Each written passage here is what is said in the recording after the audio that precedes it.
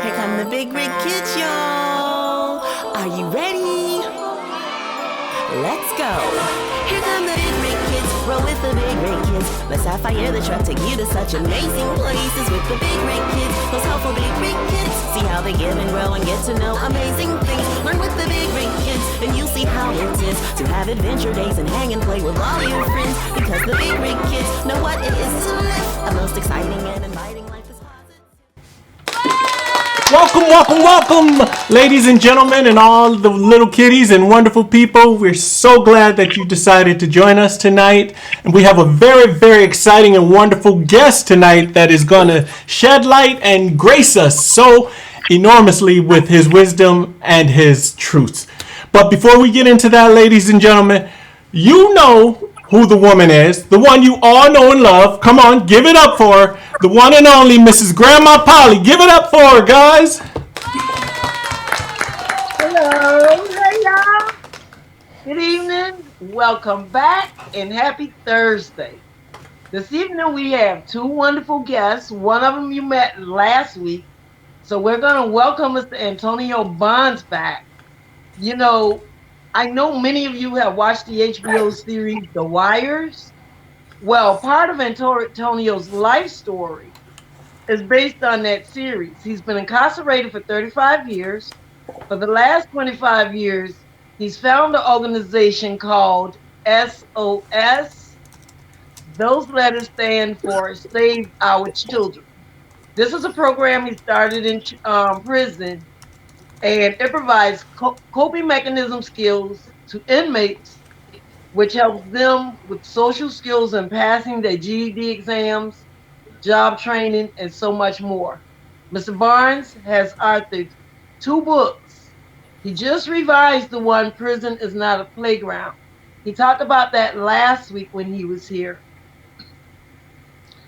And it's now available on Amazon. If you have not ordered it yet, please make sure you do that. It is a very good book. It's a book for family and friends.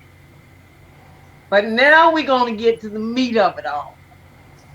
We have Minister Osceola Thomas. Some of you guys have heard of him. I'm going to present him to some of you guys, and I'm going to introduce him to others. Mr. Thomas is a controversial author and a public speaker. Mr. Thomas also is an accomplished grant writer and nonprofit consultant who has spent the majority of his career partnering with juvenile justice, education, and mentoring agencies throughout the United States. He has helped, he's building towards that he's fighting against that negative trend of minority youth. Mr. Thomas resides in Charlotte, North Carolina, with his wife and his children. So before we go any farther, I want you guys to help us welcome them. Welcome them by showing some hearts. Also, you're on here. You want to support us? Support us by sharing this video.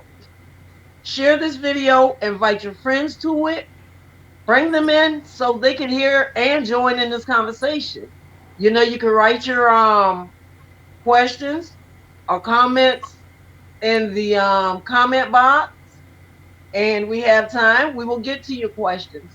Also, there's a number that you could call in after we talk to Mr. Bonds, because Mr. Bonds will be talking to us via telephone.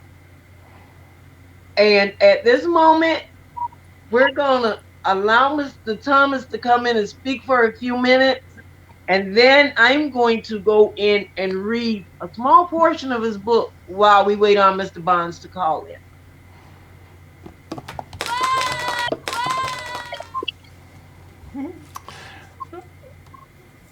Tell us some things about yourself. Yes, so good evening, everyone.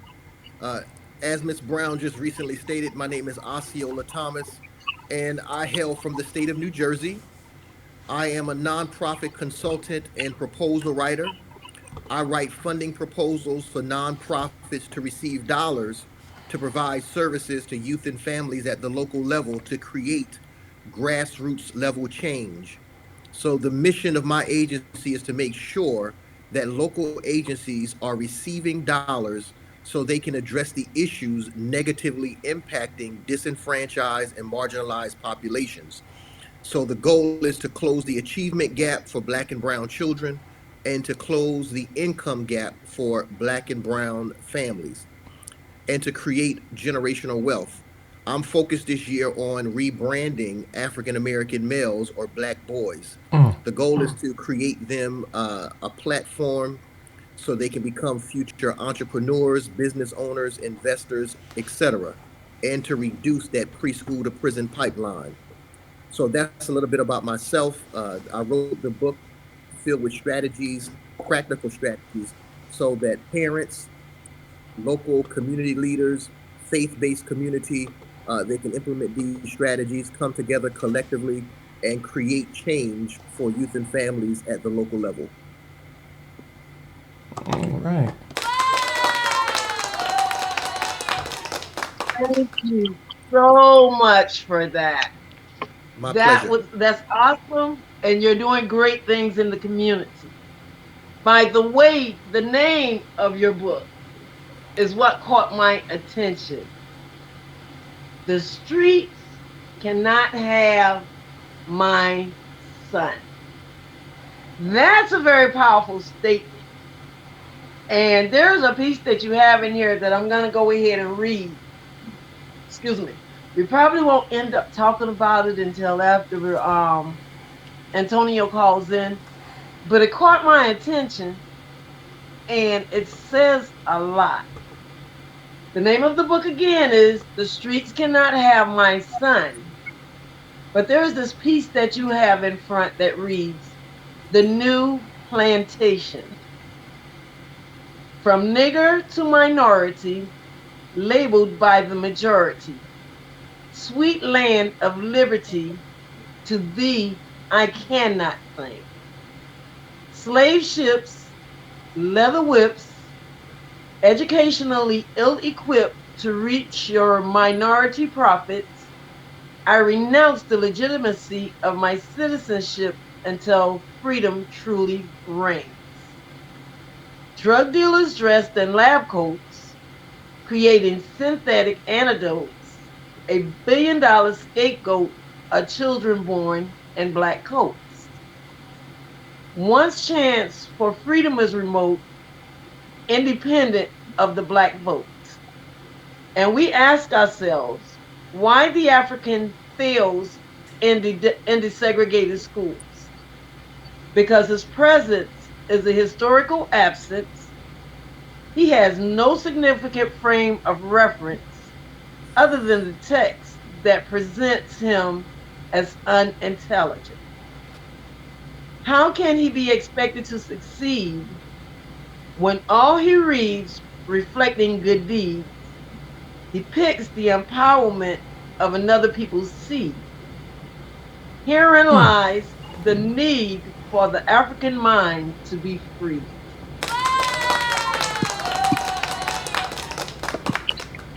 That's deep. That is powerful. That is beyond powerful. That is deep. And when I read that piece, it reminds me, and even though you wrote this book in 2015, it reminds me of some of the things that we're still dealing with today. You know, when they're battling the schools about what could be taught in the school and what can't be taught in the school. And while we're waiting on Antonio, we could elaborate on this a little bit because that's deep.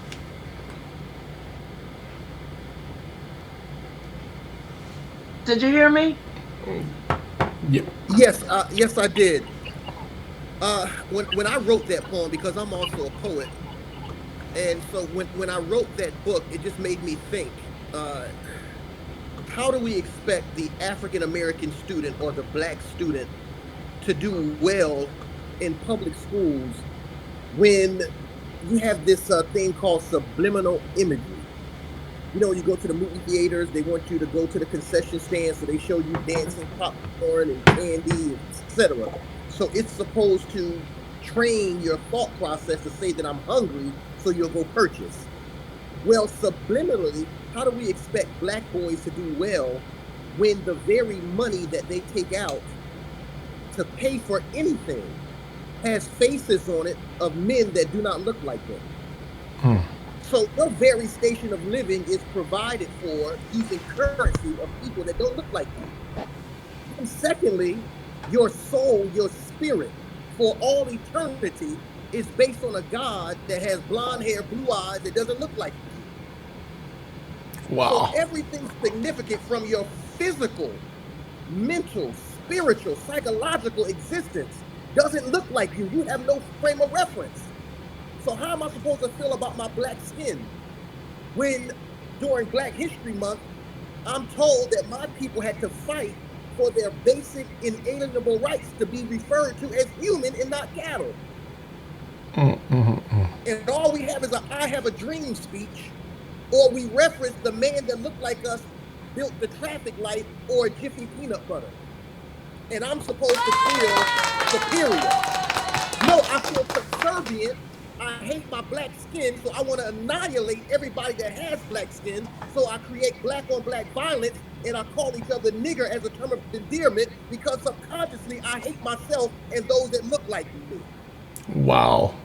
We've got to change the narrative. Yes. I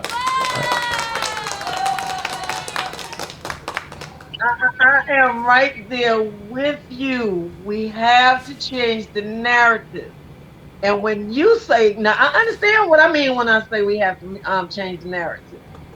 I'm going to explain to you what I mean when I think of that. We have to change the way we think of ourselves. We have to change the way we look at our sisters and brothers. Yes. We have to change the way we deal with our sisters and brothers. We have to change our language. Because for me to hear, we get into an uproar when we hear the news media plays a big part of it.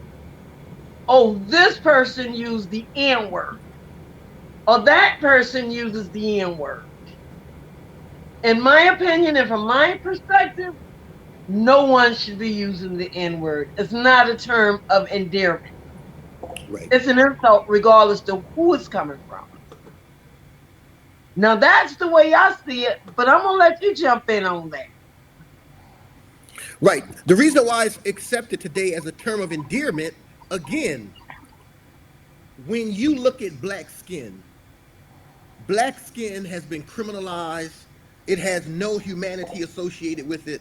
That's why no one cries at the assassination, and I said assassination, of the black male.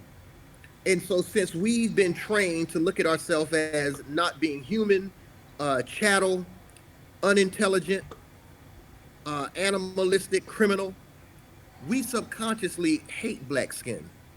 So we call each other nigger. Now we say that we call each other nigger because that's my brother, that's my homie, whatever colloquial term you want to associate with it.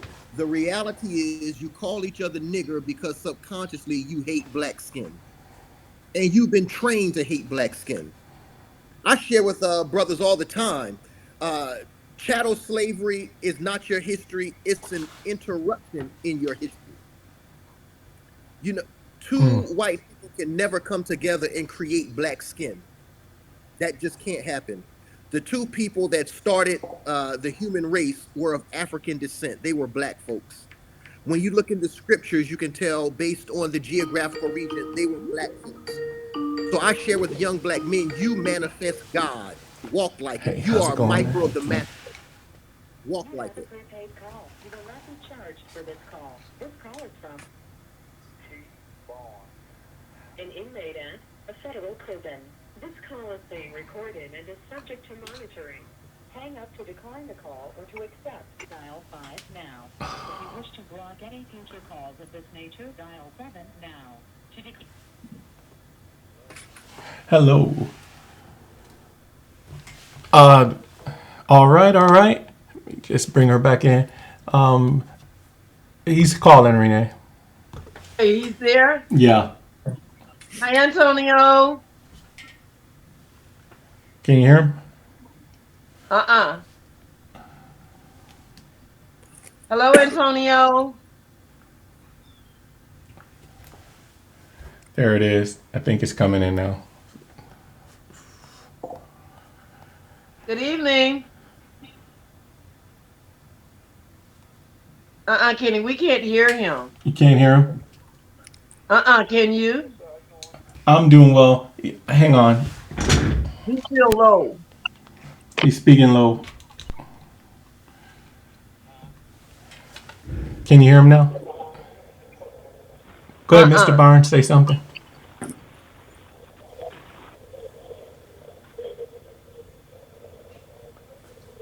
Mr. Barnes, are you there? Yes, yes, I'm here. Can you hear him Okay, now? we can hear him now. Hi, Yes, Antonio. I'm here. How How you are doing, Miss you? Brown? I'm I'm wonderful. doing well. And thank you for joining us again this evening. It's my pleasure. Great, great, great. Awesome. Hey, look, we're going to jump right into it. We introduced you last weekend. We know that you're Right, serving 36 years in prison as of now for a life sentence. And last week we talked about your new book coming out. We talked about it being, prison is not a playground. And that's where we want to continue that conversation. And I want to right. start with a statement you This made call is from a federal just during prison. the week. I want to start with the statement you Said made to me earlier during the week when we had our conversation. And yes, you made the statement that the lie is out there, but you're here to correct the lie, to shine light on right. the lie, and tell the truth about the lie. So I want you to elaborate on that a little bit for me, if you will. All right. When me and you had that conversation, Miss Brown, I was explaining to you that I can see a lot of comments about the truth, which is a very serious word. And my statement to you was one of my quotes that I always use: "A lie has speed, but the truth has endurance, because the lie will pass right by you, but the truth will remain the same." As an example, a light bulb is going to be a light bulb 100 years from now, but a lie is going to change so many times. I can't even give you a number, and we talking about 100 years. Lies destroy everything: marriages, families, credibility, you name it, is there. And the reason why I had started off with the lie part, because that was my biggest problem. In my book, I write about my mother asking me, was I selling drugs? And my answer came out of my first mouth was, no, I'm not. That was the biggest lie that I started telling, because it was a dead-faced lie, because I was in the streets. And when I was in the streets, I was basically living a lie. My whole life was surrounded by a lie. When you're lying in them streets or in the streets, there's no rules. There's no rules. There's no telling what you might do, what you might get into. It's sad, but it's reality. And another thing that I had wanted to discuss that me and you had talked about is I have a few graphic events that the readers will read about. I want them to read it to show them the results of being a liar. It's authentic, it's real, and it's the truth. That's how. That's how, and the only way we can reach people and these youngsters is with the truth. For instance, my foundation for my choices was based on a lie. It cost me dearly. It takes 1 second to make the wrong decision in life, and it can cost you a lifetime. It cost me 36 years and still count. Me coming to prison is because of the lies that I was living. I had this rule that I always go by, and I try to discuss with people about coming to prison. This is what I call my roll call for lying. last to prison. This is the part that nobody wants to go through. You lose everything: your family, your friends, your children, your marriage, your relationship. They might be there with you for 6 months at top, sometimes longer. But you ever heard of out of sight, out of mind? That's exactly what you're going to get. That's the truth. It's sad, but hey, it's reality. You're not there no more. I mean, they don't have anything to even look to. I put two quotes in my book. One in the back of my book I always put. That's called shortcuts. It lasts a short time and it cuts off. That's the street life. It's not a career. It's not going to last forever. It's two results you're going to get. You're either going to be in prison or you're going to be in somebody's graveyard. And the other one I have is if you change your thinking, if you can change your thinking, you can change your life. Most of the listeners out there know who the Grammy winner Tony Braxton is. There's a song that Tony Braxton sings. It's one of my favorite songs, and it called. The name of the song is "Let It Flow." The lyrics is what get me because it's like she's talking to me, and the lyrics is that we deserve respect, but we can't demand respect without a change. Everyone wants a change and wants a respect in life. But if you're not going to change, you're not going to get it. It took me years to build up credibility to be the person who I am now for people to actually will listen to what I'm saying. This is my credibility that I've built over the years. And now when I do talk to people, they can actually say, I believe he's telling the truth.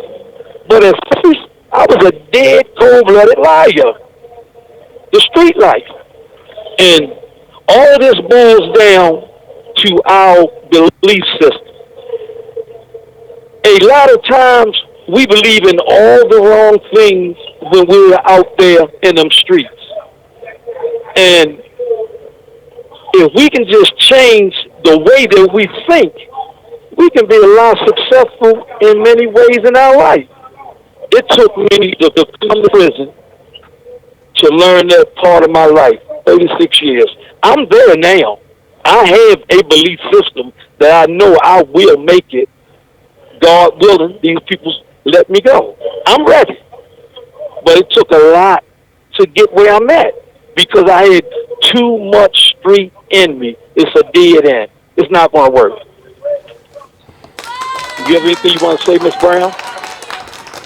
Yeah, I'm gonna stop you right there because you hit something with me right at that moment, and this is something I say when I talk to the young people and adults too, because you said a lot of things that click, but you made a point that you are there until those people let you go. You have no control over yourself.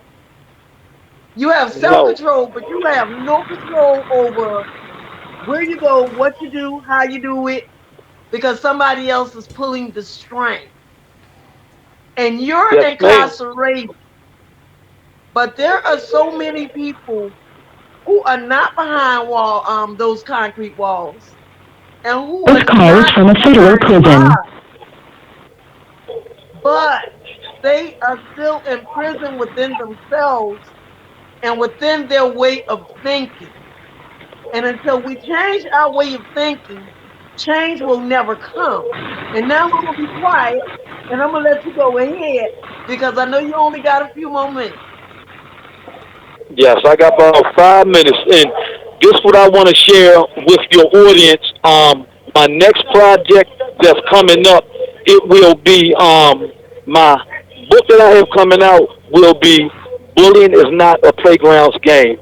And this book I'm donating in the honor of a very good friend from a friend of mine named Christopher Harper. He's just like a bloodline brother to me.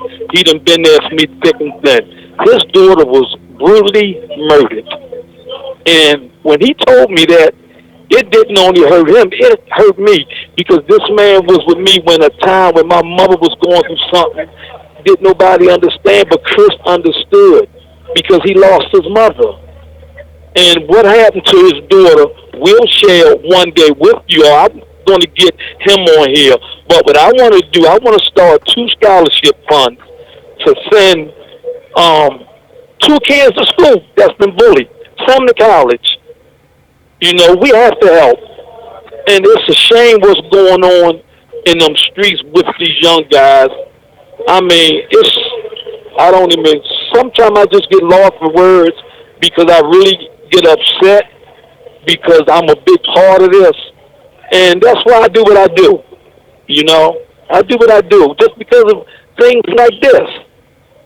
And my heart goes out to Chris. I mean, people that's around me that know Chris know what kind of guy this is. And it's a very devastating story to even discuss, to be honest with you. I get choked up when I even talk about it.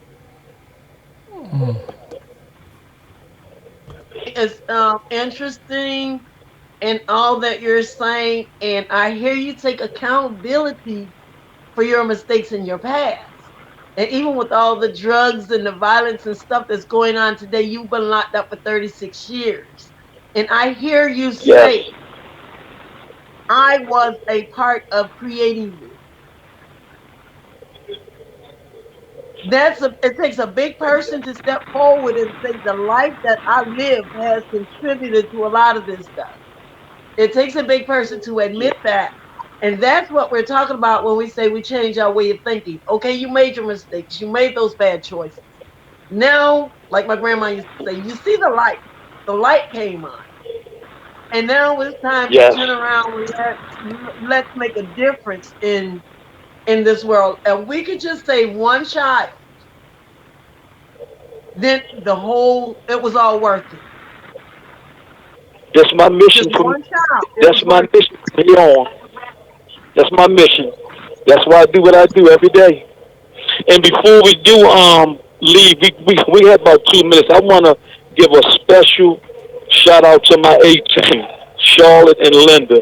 These women done did so much work with me, researching, calling, mailing, and I have to always give them a good shout out.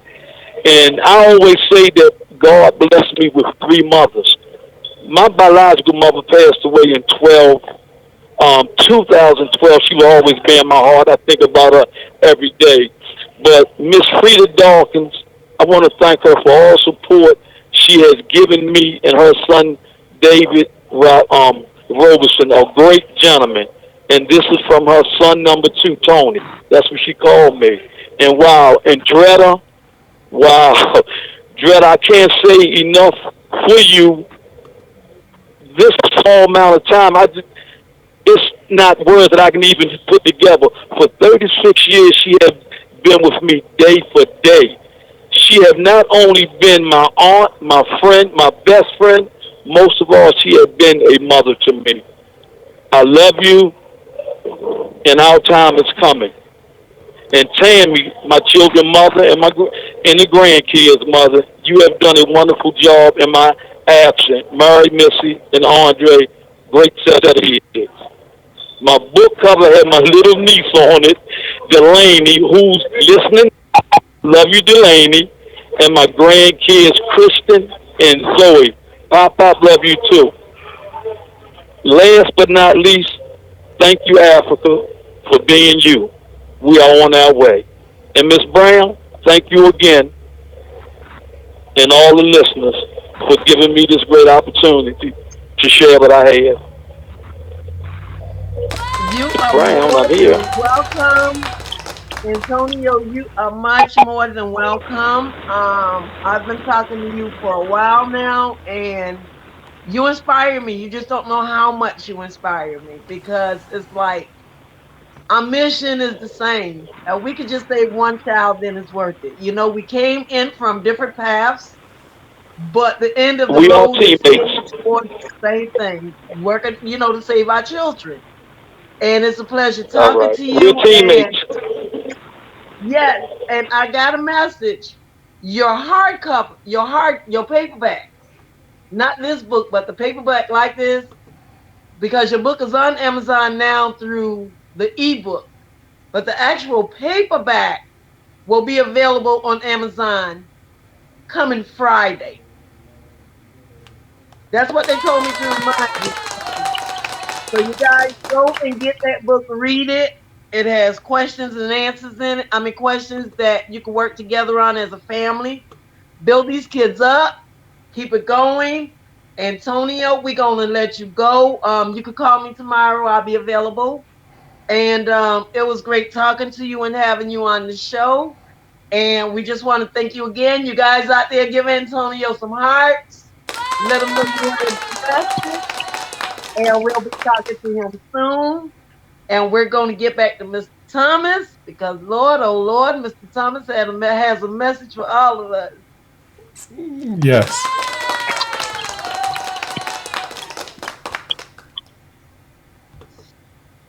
Osceola. That was deep before we went into that phone call. We're going to get back to that. So, we did that on the new plantation. Now, I want to go to the part one of your book, the matters at hand, because we have so many matters today. Our kids are killing each other. Our kids are getting kicked out of school. Our kids are out here robbing and shooting. Let's talk about the matters at hand. Whew. Well, I'm so glad you brought that up. As a matter of fact, I'm in the process of doing a revision of The Streets Can't Have My Son. And in doing the research, one of the things that I came across, a very interesting statistic, is that we currently have 36,000 youth throughout the United States that are incarcerated. And here's a very interesting statistic for your listeners. On average, across the United States, to educate one child in K through 12 education, we spend on average $14,484. That's on average to educate one child per school year. To incarcerate that same child, we spend $214,620.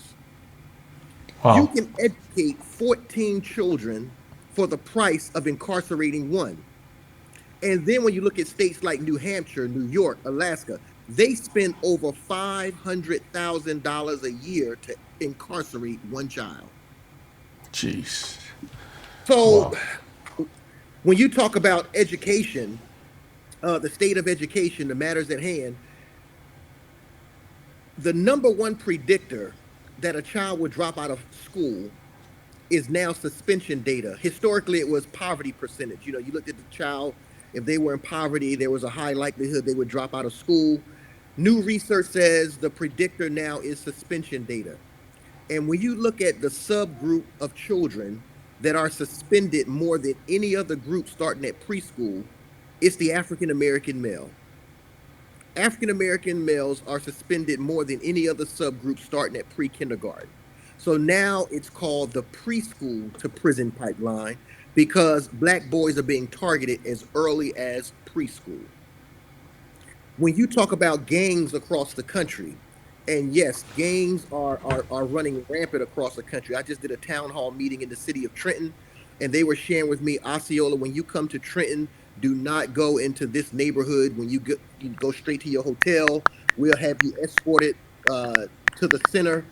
And when I got there, they shared with me that police can't go into certain neighborhoods because the gangs are actually shooting at police officers. So this is happening across the country. Education and juvenile justice is. Can you hear me? Yeah. Okay. Okay. So when you talk about education and juvenile justice, uh, in education, there's a disproportionality with Black boys in special education. There's disproportionality with them dropping out of school. There's disproportionality with them in the juvenile justice system. So much so that the government has gotten involved and has now allocated dollars to address these disparities. And that's one of the things that I do now. I go across the country and I share with communities how they can apply for these dollars to address these racial disparities, or what the government now calls disproportionate minority contact or the New Red Initiative, which stands for Reducing Racial and Ethnic Disparities. Wow. So those are the things that I'm currently doing to address these issues that we're seeing with Black boys across the country. I,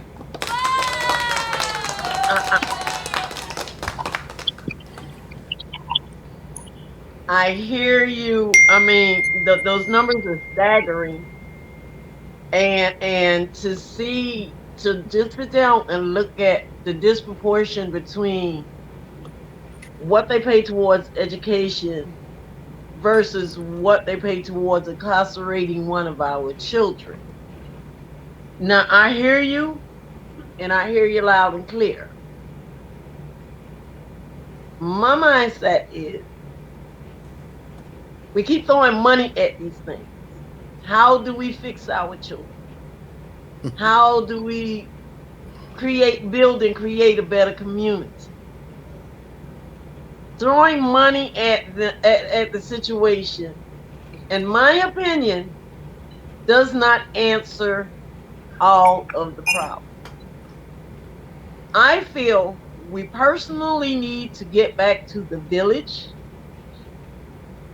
And when we talk about that village, it's where we had the big mamas, we had the community. They call, you know what? This is something that was stole from us. Because I grew up in the country on a dirt road. Yes. But every old woman that lived in that community would sit in that window or on that porch and watch everything and everybody that went by.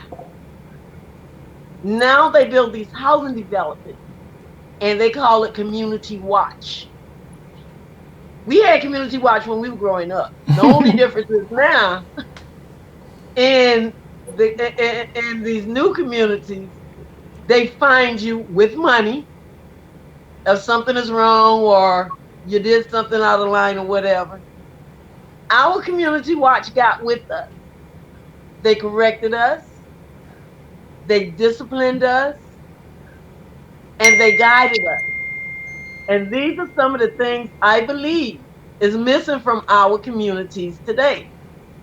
Yes, the money part is great, but are we creating programs that can help these children? When I think about the community centers, not to offend anybody, but a lot of it to me is a big joke. Okay, you put up a basketball court, you put in a football field, maybe a baseball field. You're telling these kids that they could be athletes and they could go to the pro and they could do this and they could do that. But where do we have the knowledge to it where we put in programs that teach them finances, how to start up entrepreneurship at a very young age? Because some of these kids are very talented in the things that they do. We push sports, we pour money into this stuff, but we need that village back that's going to put that hope back in our children. And yeah, it's going to take money to do it. But I think the money that's going into it is going into the wrong things. And that's just my opinion. Well, I'm certainly in agreement with that. I was listening to you and also reading the comments of your listeners. So let me just share this. I challenge the churches, and I'm going across the country now, meeting with pastors, and I'm sharing with them the goal is not to build brick and mortar, it's to build people, because people are the true temple of the living God.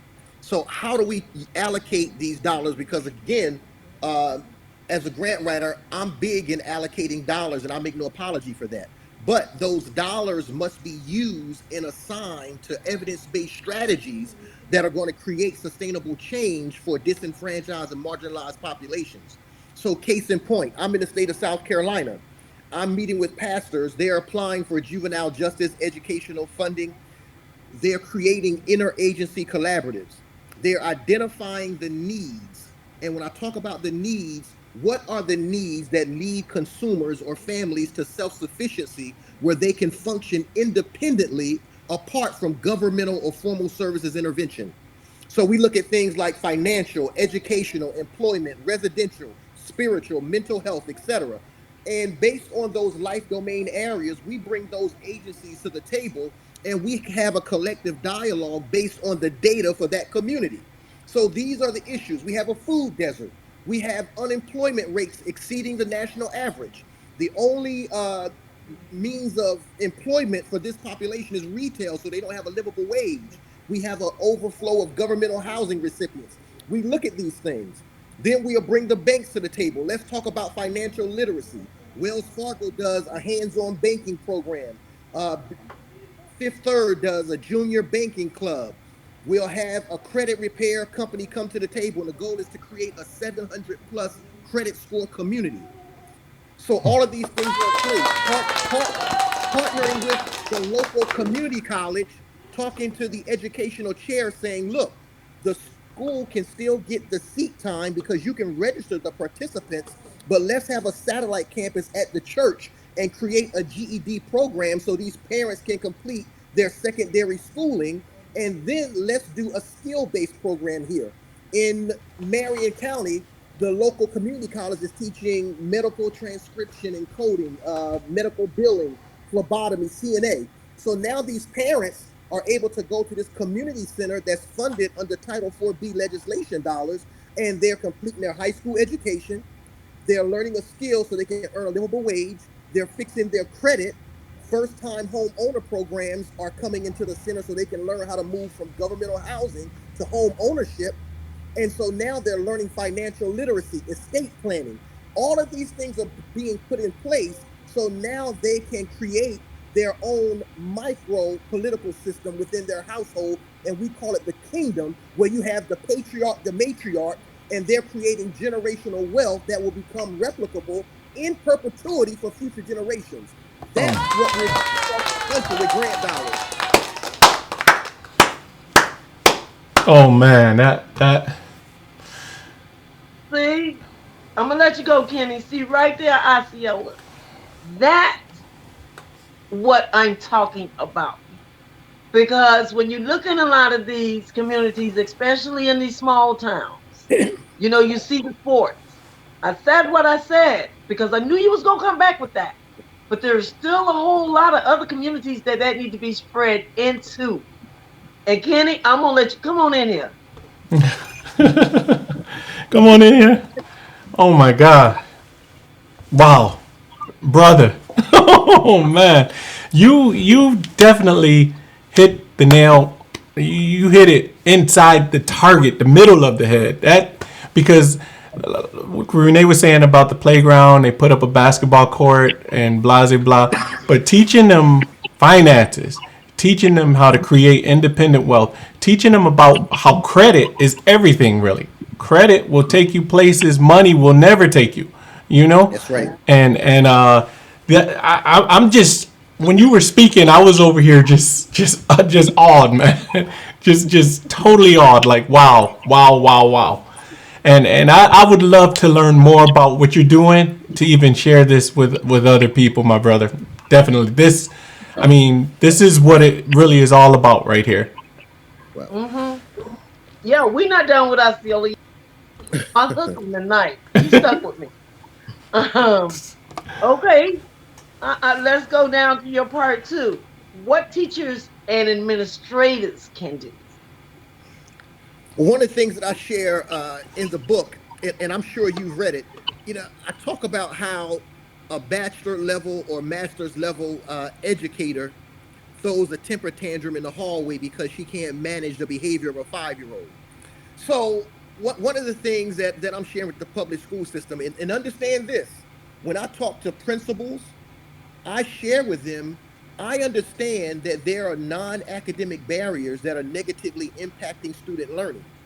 And I know that as a principal, you have a line item budget, you have money for instructional services, cafeteria services, custodial services, transportation, technology, etc. But if there are non-academic barriers, such as Johnny is homeless, Johnny's involved in a gang, Johnny, there was an incident where a young lady came to school. She had a hat on her head, refused to take it off.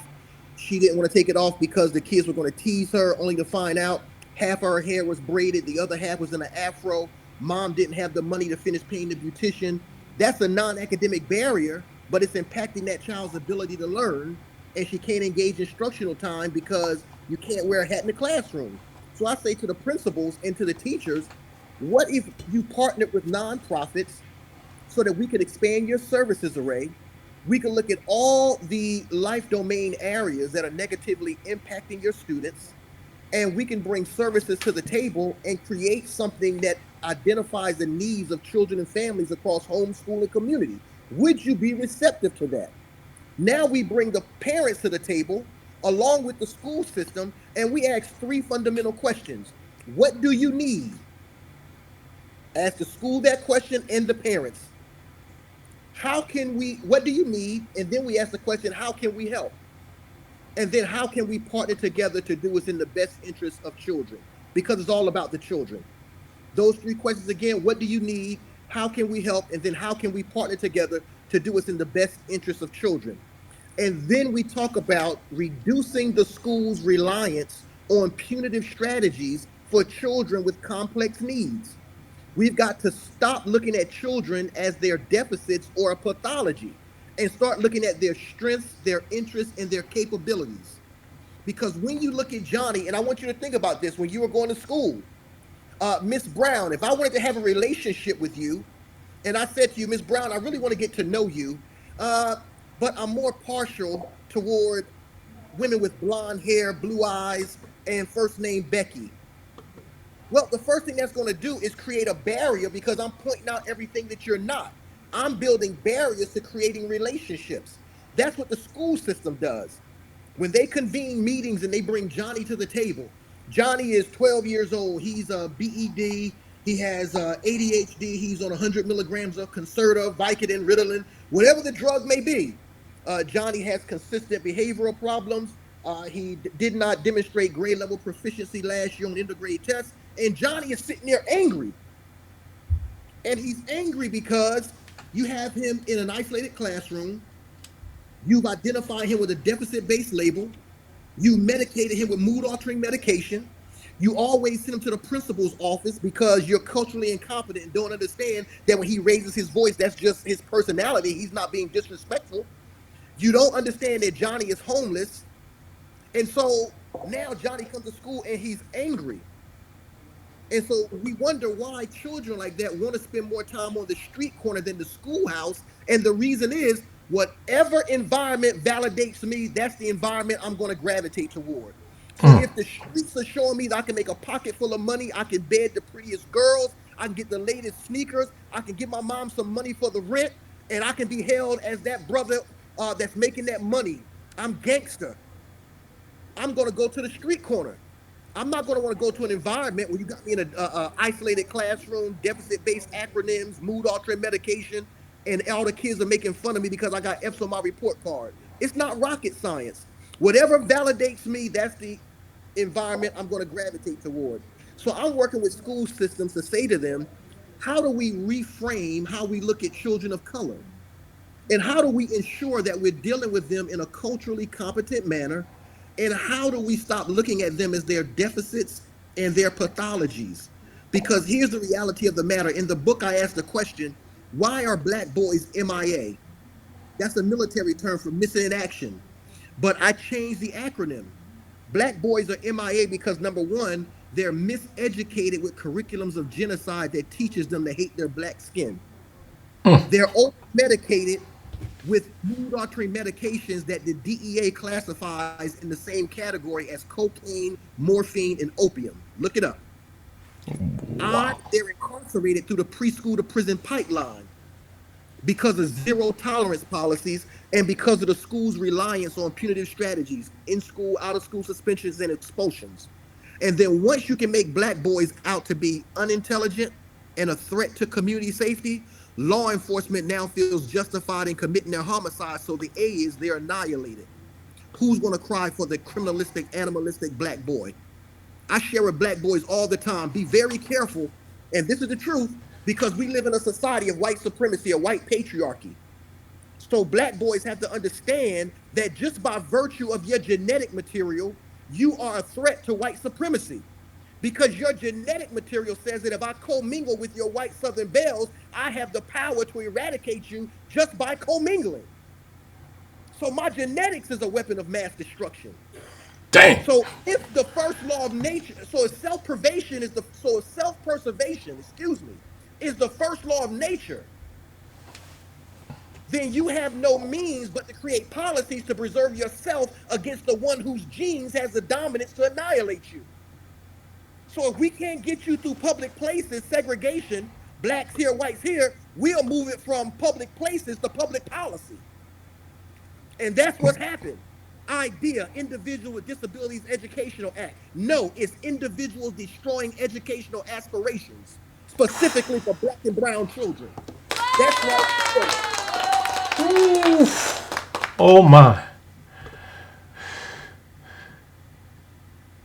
Woo! I read the book and I'm still taking all of this in. Woo! Okay. I, a lot of it I agree with. I have to be honest. A lot of it I do agree with. And don't y'all leave because I think we're gonna run a little bit over because I'm going into now. Osceola, this is another one that you have in here that got my attention. The tribute to hip hop, and that one reads beef, an unsettled grief because a nigger was spitting hate through his teeth, and the only recourse was to have that brother rest in peace. That's deep right there. Unresolved conflict, unfair splitting of the profit, boys riding deep to handle it over some he said, she said BS. Rappers seeking retaliation because of what they heard on the radio station. Bulletproof vests and loaded heaters to settle what someone said across subwoofers and speakers. How many bodies have to drop from the pop, pop, pop of a nine or a Glock before the beefing finally stops? Because the impact of a hot track can destroy lifelong contacts, causing boys unite and ultimately fight against another crew for the lyrics they recite, while using the mic to viciously ignite a fire that only quenches at the burial site. Wow. I hope and pray for that glorious day when the beefing comes to an end and the spirit of hip hop reunites those that used to be friends. Now, see, I read your book a couple of years ago, but reading it again this week, I'm saying you wrote this book in 2015, Yes, ma'am. and here we are today, every other month, every other week, sometimes twice a week. You hear of these young people who have, made their way in the rap game or working their way into the rap game, and they're out here killing each other. They're out here beefing with each other. For what? In my opinion, they're not even the ones who's making the money. There's other people behind you making the money off of this. But you're Right. out here willing to die for a life that you don't even live. You only sing about it. And Right. now I'm gonna be quiet because Osceola, I know you got some more on this. Come on, bring it to us. See, one of the things that I share is that black boys specifically, they are kinesthetic and tactile learners. So when you talk to teachers and they'll say, black boys, they have, short attention spans, they daydream, so they need mood altering medications to keep them focused and on target. That same child, if they're on the basketball team, they'll start, the coach may have 15 to 20 different plays. That same child can learn the plays like the back of his hand. The coach can get him to do anything. He's focused, he's on task. The sad reality is that students have a disconnect. They don't understand how school is relevant to them. When I go into a school, and this is gonna segue into the hip hop segment, but when I go into a school, My wife is an educator. I'll walk into the school and I'll purposely stop by the bank and cash a check. And I'll probably take with me maybe like $5,000 or $6,000, all 100s, and I'm doing this intentionally. I'll walk into a school now, and they'll introduce me as this guest speaker, and I'll ask the students a question: Why do you go to school? And they'll sit there to get an education, or they'll just throw something out, and I'll say wrong. Then I'll pull out my wallet and I'll take all those $100 bills and I'll spread them across the table, and their eyes get big. And I'll say, that's why you go to school. You go to school because you want this so you can live a life you wish your mom and dad could give you. I'm making it real. You go to school because one day you want this so you can live the life that you wish your mother and father had given to you. I know I did. I grew up in the projects. So I share with them, this is why you go to school. And then I'll go through an illustration with them. I'll say, so tell me, what neighborhood do you want to live in? Pick the best neighborhood. We'll go to realestate.com. We'll look at a house. This is how much that house costs. This is the credit score you need. This is the mortgage, principal, and interest. This is how much you got to pay a month. What kind of car you want to drive? I'll take you through all of this. At the end, I'll say, okay, Uncle Sam is going to tax you. This is taxes. At the end of all that, this is how much money you need to make a month. Times that by 12. Add in the taxation. This is what you need to gross, and this is what you need to net. What type of occupations will pay you this salary? And then I'll say to them, if you're dealing drugs, I'm not going to tell you not to deal drugs.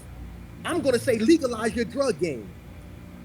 If you know how to dice it, slice it, capsule it, manufacture it, distribute it, and profit from it, let me take you to a post-secondary campus and introduce you to the chair of the pharmacology program, where you can sell drugs legally and never look over your back. I just had to give you props on that.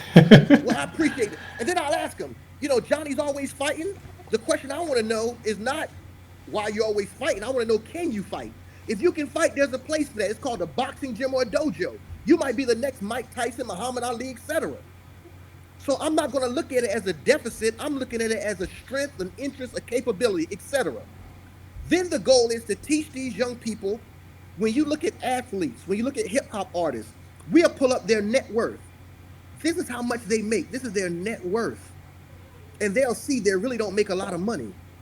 Then I'll show them, look, and for all my parents on the line, listen to this. If your parent was to open up a Roth IRA for you, IRA, because there is no age, if they will open up a Roth IRA for you, invest their income tax check, $1,000, and then pay $100 to $200 a month if they can afford that, rather get their nails and hair done, do you know that by the time you reach 40, you'll be a millionaire? Wow. Do you know that if your mother and father, if they have good credit, if they put you on their credit card as an authorized user, you can graduate with a 700 plus credit score? Do you know they can create an LLC and have you as a member on it and then pay you a salary? And the IRS will allow them to write it off $12,400 a year, and they don't have to pay taxes on it, and you don't either because you're a minor?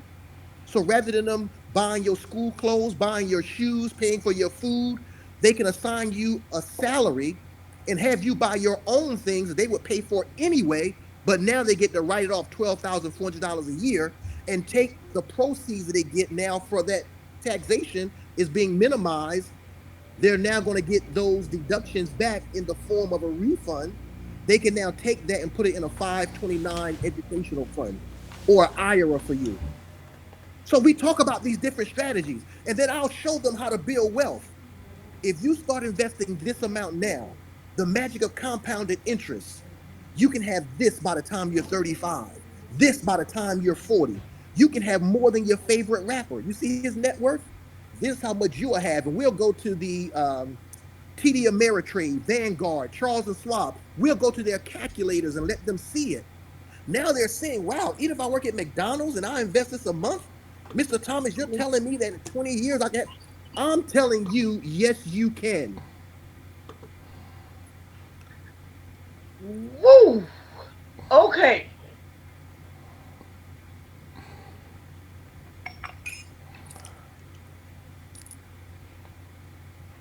What do you say? Yeah, we have two options. I have a question. Yes, ma'am. Mr. Thomas, are you available next week?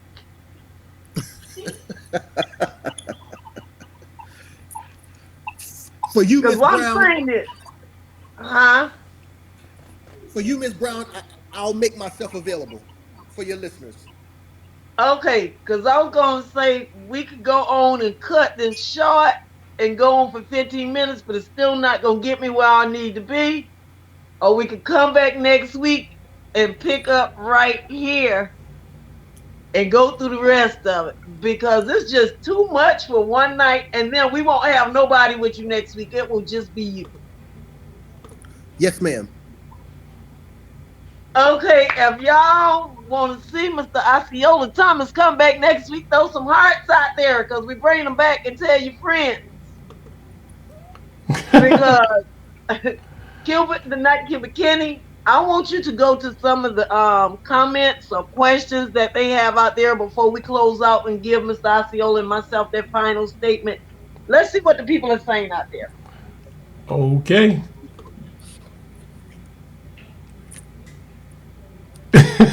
You see that? Yes, because he can't just pick up and drop the mic like that. They Oh, want you back, okay? Renee is speechless. Wow, never seen that. Oh boy. We need him to teach a class to us. Definitely. Yes. Okay, guys, I got y'all. We gonna work on that. And you don't know we got them hooked. We gonna work on that. Were there any questions though, Kenny? Did Yes. they have any questions They out want to there? know where they can get his book. Mr. Thomas, they want to know where they can get your book. Yes, you can order it from Amazon. If you just go to Amazon and type in "The Streets Can't Have My Son" or Osceola Thomas, it's on Amazon. And this is what it looks like, guys. Pull it back some, Renee. Want to pull it back some? Yeah. Now move to the. Yep. Right there. There we go. That's what it looks like, guys. It is a awesome, awesome, awesome read. And I just gotta say, dude, your poetic style. You capture the emotion, the sentiment, the verbiage is just it's like wow, and I can just hear the music behind it when you say. Thank you. I And, appreciate that. and, and before we take Mr. Thomas into his final words, guys, I have to share something with you that happened today.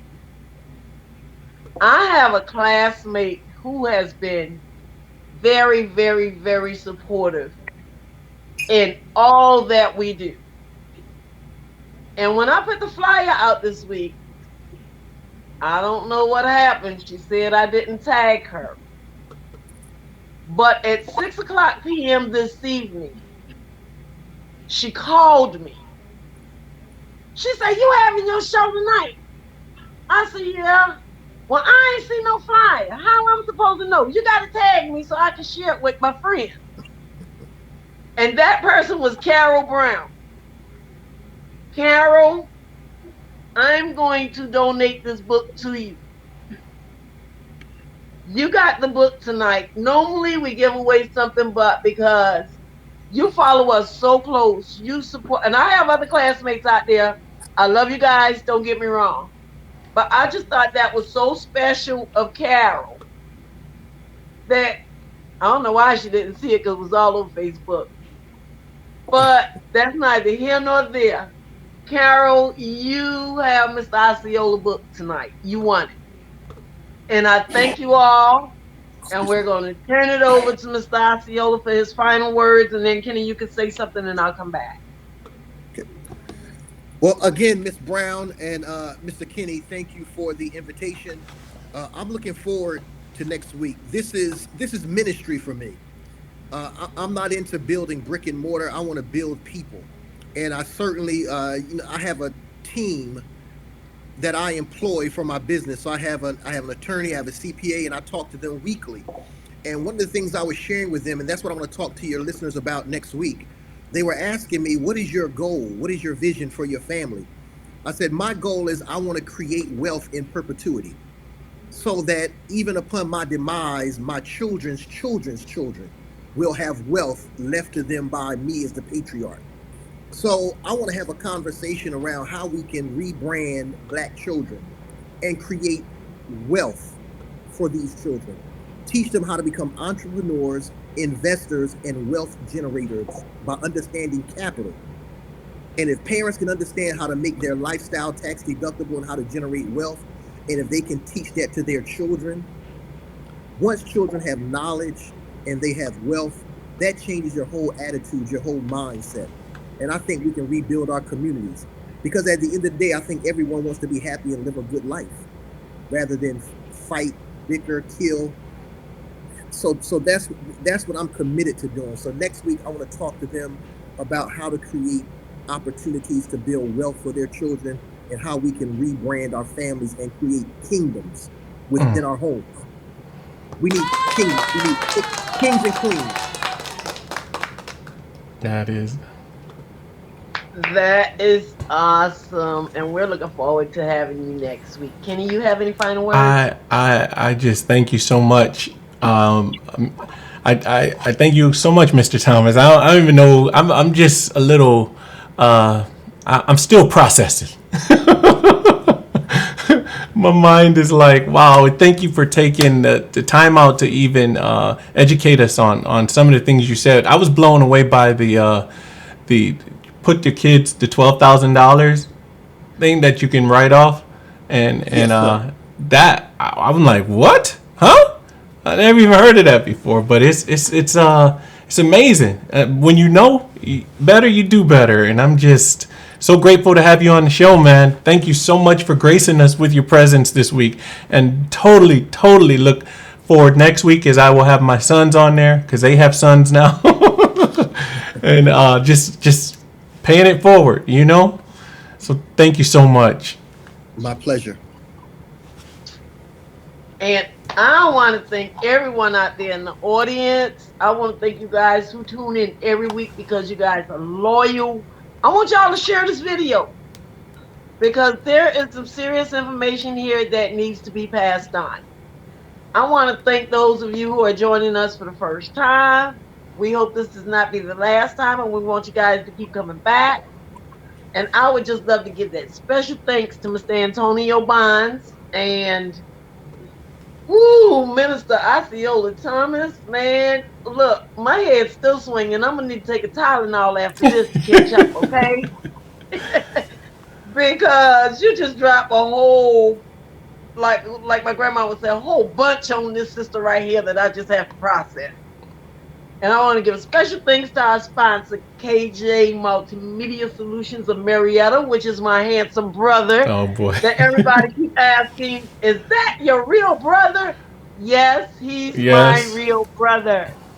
He's just lighter than I am.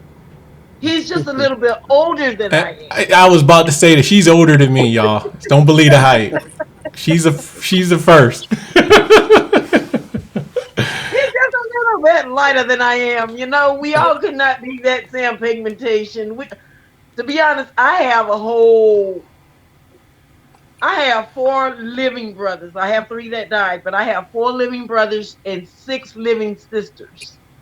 And all of us have different pigmentation. But he's the yellowest of them all, but he's my brother. And special Crazy. thanks to TNT Realtor Marietta, Georgia. And once again, and all these things that Minister Thompson talked about, it all comes back to that village. I don't care how we word it, how we package it, how we look at it. It all comes back to the village. And as you guys know, the village has always been a big part of my speaking, my teaching, my personal life, everything else. And we're always looking for children to bring on the show to highlight. But guess what? Don't call me tomorrow because Mr. Thomas is coming back next week So we can give these children some information that they can grow on. And then once they start doing those things, they can call us back and say, hey, Grandma Polly, we got it going on. Now I'm going to bring you on and let you tell me about it. So with all of that being said, we love you guys. Peace out. Remember, Grandma Polly loves you. Have a great week. Join us next Thursday at 7 o'clock, same time, same place, same Big Ray channel.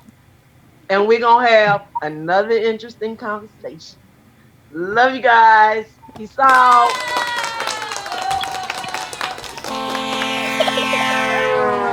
Here come the big rig kids, roll with the big rig kids. Let's have fun here to try to meet us such amazing places with the big rig kids. Those helpful big rig kids, see how they give and grow and get to know amazing things. Learn with the big rig kids, and you see how it is to have adventure days and hang and play with all your friends. Because the big rig kids know what